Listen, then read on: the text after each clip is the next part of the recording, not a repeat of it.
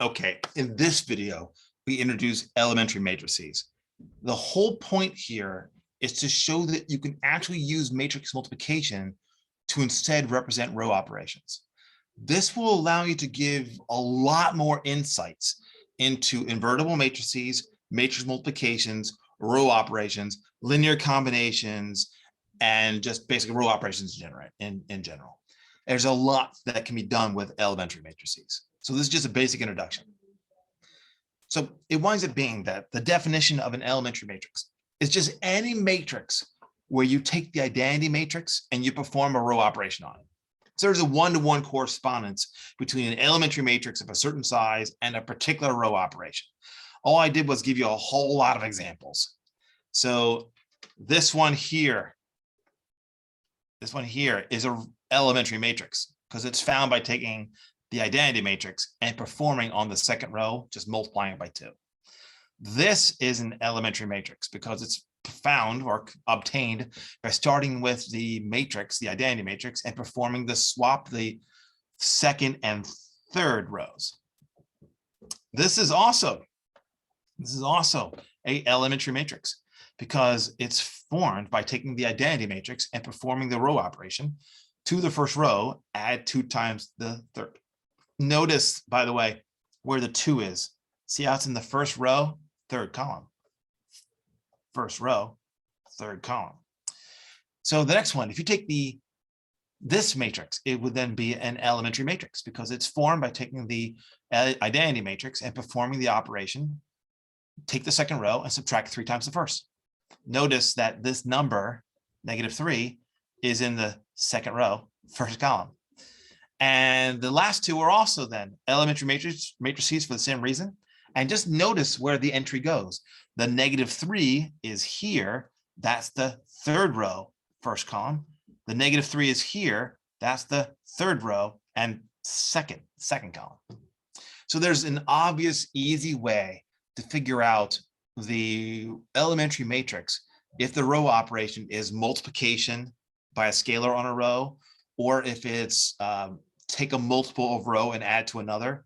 It's the only one that's a little more difficult to see is the whole swapping row thing. You literally have to think about swapping the rows, just write it down. Now, the whole reason we do this is it winds up being that if you look at an elementary matrix that's produced by performing a certain row operation on the identity matrix, if you perform the exact same row operation on a matrix that's m by n, and the elementary matrix is also m by n, then the row operation, that same row operation, when applied to the matrix, is the same as matrix multiplication of this elementary matrix times the matrix A. Proving this is incredibly easy to do. It's unfortunately, though, notationally awful. So it's actually better to just kind of wave our hands and go, look at these examples. Don't you believe me? It winds up down. All you have to do is look at the operation, look at the multiplication in terms of row matrix multiplication. And it's incredibly obvious why this should all work out. I'll just give you an example, 2 actually. So the row operation 2 times the second row, if you apply to the 3 by 3 matrix, the 3 by 3 identity matrix, that's the same as this particular matrix. Now take any other 3 by 3 matrix. Let's say we take that matrix and perform that row operation on it. So then you can see where we're starting, and you see where we're ending up. But now look at where we ended up and just take the elementary matrix I had and multiply it on the left by the matrix that I started with. And that matrix product is the same as just doing the row operation. That's kind of cool. It allows us to represent row operations as matrix multiplication on the left by particular elementary matrices that correspond to that row operation on the identity matrix. I'll just do it again. So then here is a row operation performed on the 3 by 3 identity matrix. So start with that weird matrix again, perform that row operation, and you get this as the result. Now, instead though, take the original matrix and multiply it on the left by that elementary matrix that corresponds to that row operation. And it winds up being that this product That's what that matrix is. That's really neat. That is really neat. It allows us to go and express row operations as elementary matrices and express the row operation on a matrix as matrix multiplication. It's incredible. It has an incredible connection that we'll abuse a number of times. So there's something else here that's kind of neat. So then every elementary matrix actually always is invertible. And its inverse is also an elementary matrix of the exact same type. And in fact, it's the elementary matrix that corresponds to the inverse row operation. So it's really easy to find out that inverse matrix. So for example, this matrix here, this is an elementary matrix. It's the elementary matrix formed by going and using this row operation on the identity. Now, so then I'm claiming that this matrix has an inverse. So then look at the row operation that goes with it. The row operation that goes with it is swap the first and second rows.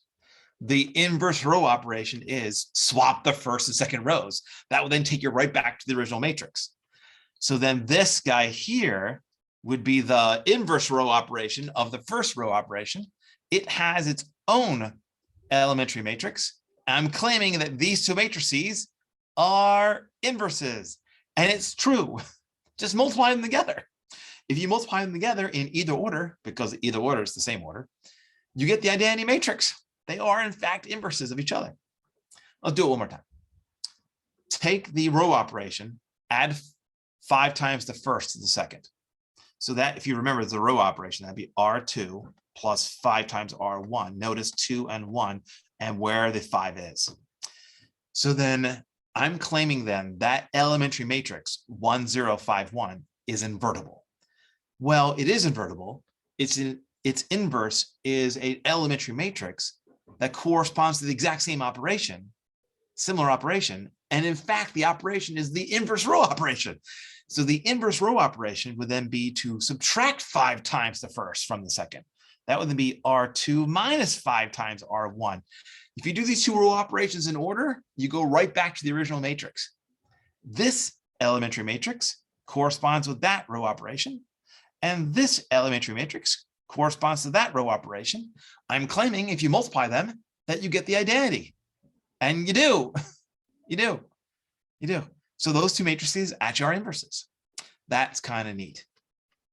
Now, this sounds like something we've heard before.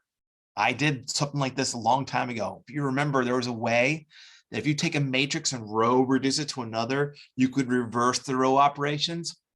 That's what this is. This theorem here says the exact same thing. It's just expressing that idea with matrices.